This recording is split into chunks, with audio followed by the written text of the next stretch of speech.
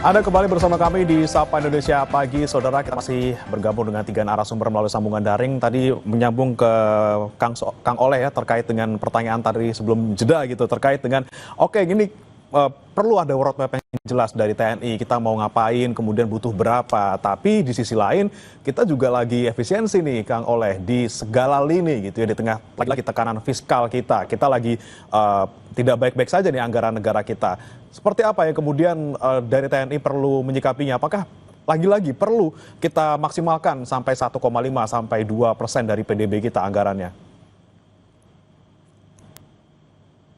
Saya berpendapat bahwa eh, alokasi anggaran kalau tidak tertata dan tidak terarah, rasa-rasanya ini juga tidak akan efektif ya. Bisa dikatakan kurang, bisa dikatakan overload. Maka kembali lagi saya berpendapat bahwasanya dibuat dulu peta jalan, dibuat dulu roadmap-nya, sistem pertahanan kita sesuai dengan cita yang diinginkan oleh Pak Presiden ini seperti apa. Nah itu dulu, Hmm, karena ukuran anggaran akan sangat berkaitan dengan perencanaan itu sendiri. oke. Nah, kita tidak bisa melihat apakah hari ini anggarannya kurang.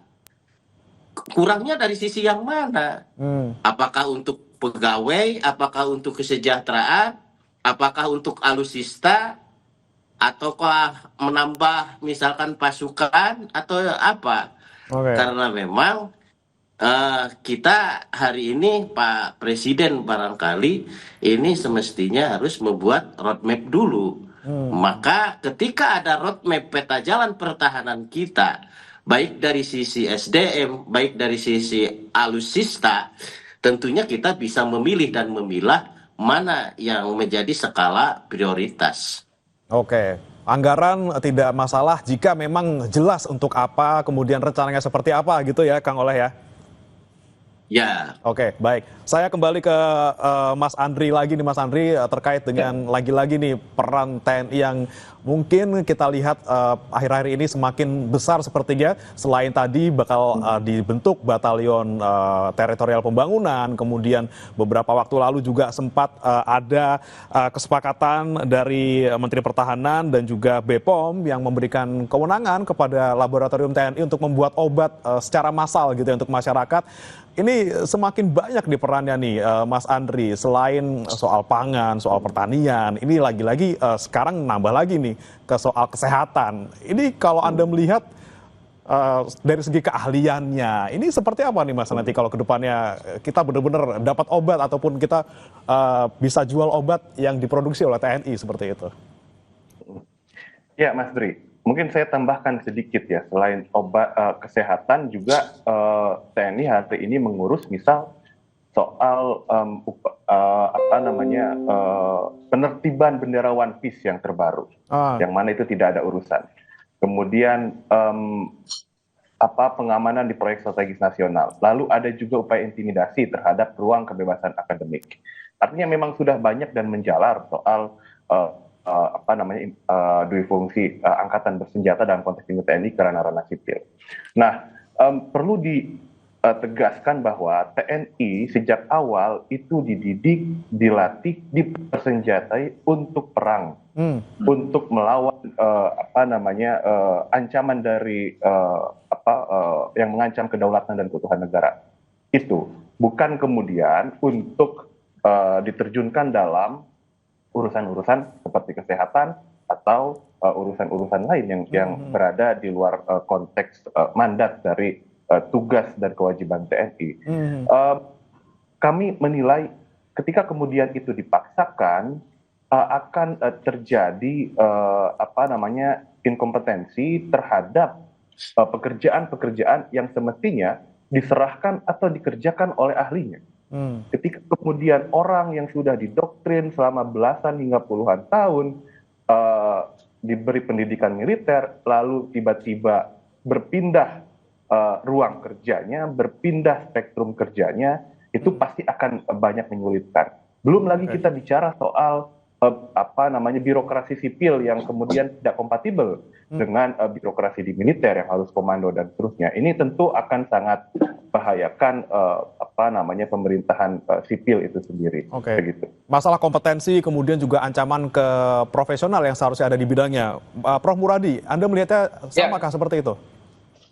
Ya, tadi nyambung dengan Kang Oleh ya, dengan Mas Andri. Yang pertama memang kita kan punya buku putih pertahanan kita terakhir 2015, Mas Bre. Jadi memang ini juga problem baru yang dilakukan oleh TNI hari ini itu tidak tercermin di buku putih pertahanan.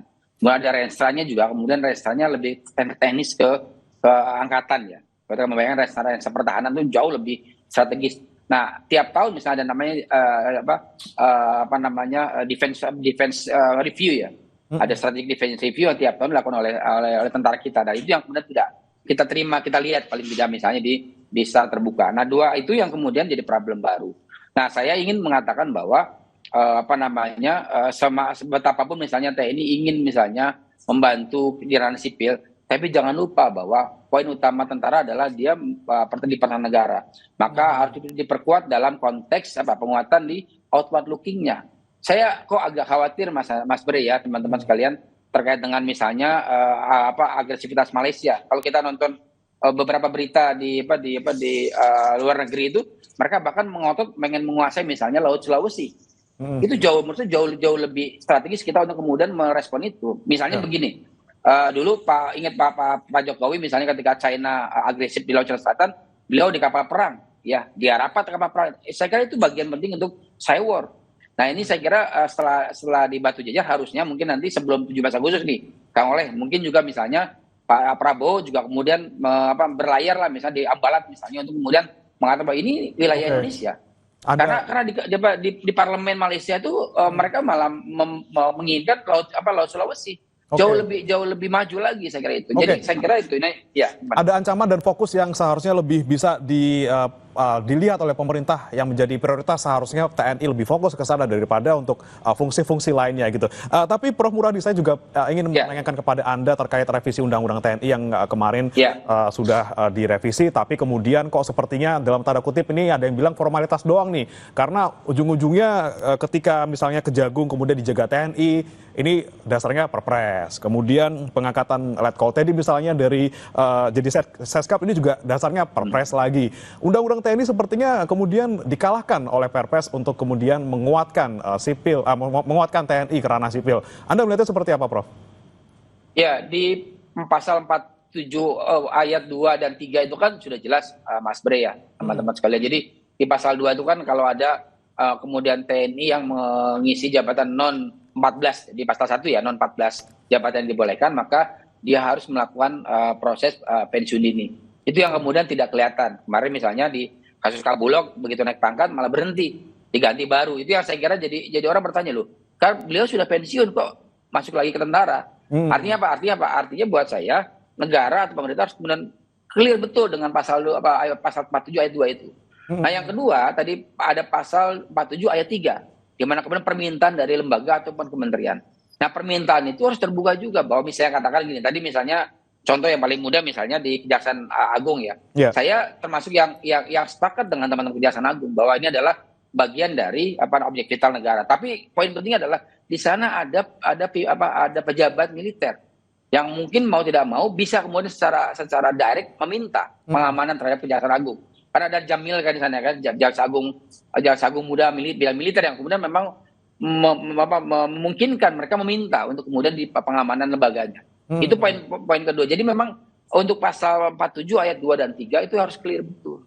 Saya kira kalau misalnya itu nggak clear, maka orang akan menegaskan bahwa betul undang-undang undang-undang TNI yang baru ini hanya untuk formalitas. Karena misalnya teman-teman yang kemudian menjabat itu tidak kemudian secara terbuka pensiun. Saya kira kayak Letkol Teddy ya harusnya kemudian secara pensiun Kang Oleh, saya mau ke Kang Oleh nih, Prof. Kita langsung tanyakan ke Kang Oleh, gimana nih pasal-pasalnya? Ini dibilang hanya formalitas karena ujung-ujungnya bisa diakalin juga dalam tanda kutip gitu.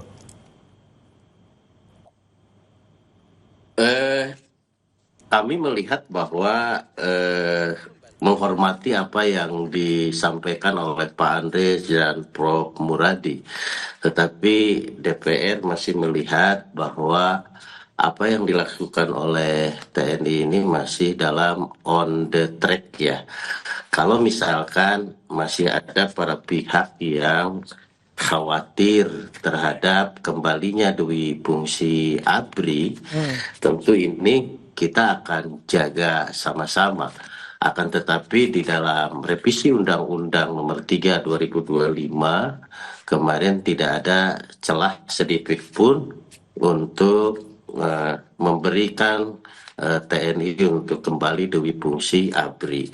Hanya saja di saat hari ini quote and quote terlihat bahwa TNI lebih kepada gerakan-gerakan ekonomi dan sosial kemasyarakatan, ekonomi dan sosial kemasyarakatan. Perlu kita review juga bahwa cita Pak Presiden ini kan selain pertahanan juga ada ketahanan pangan di sini.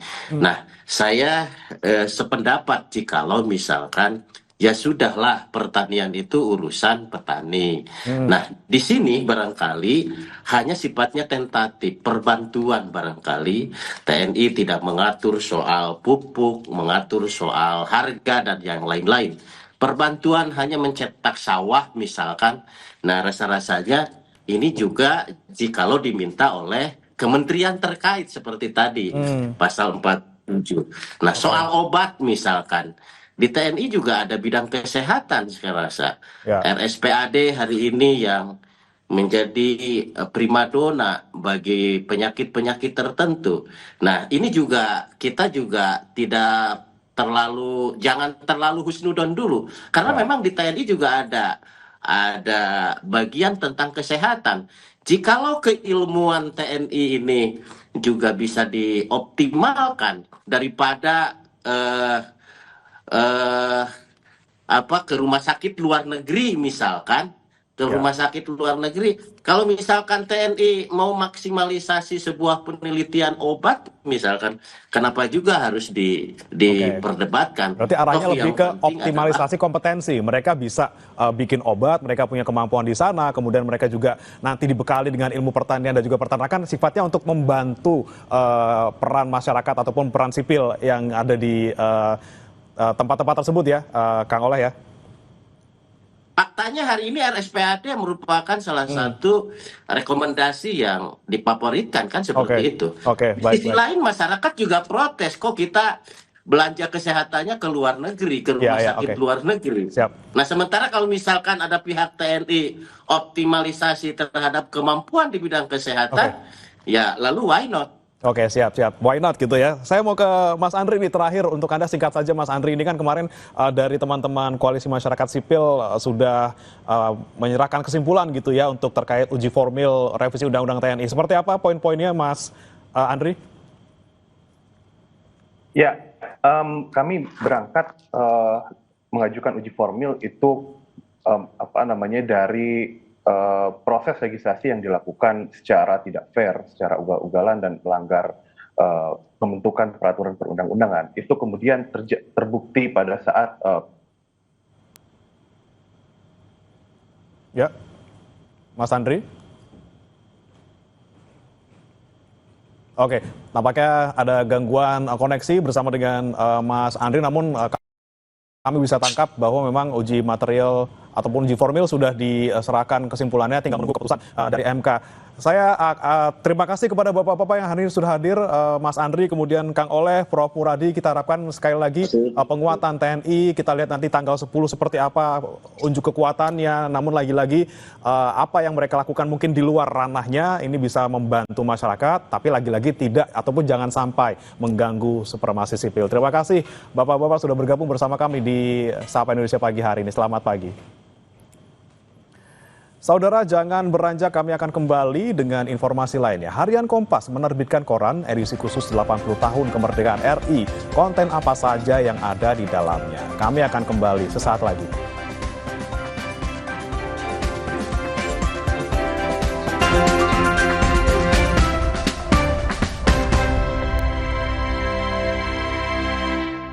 terdakwa saat menjadi Menteri Perdagangan terkesan lebih mengedepankan ekonomi kapitalis dibandingkan dengan sistem demokrasi ekonomi. Malam ini saya kembali menghidup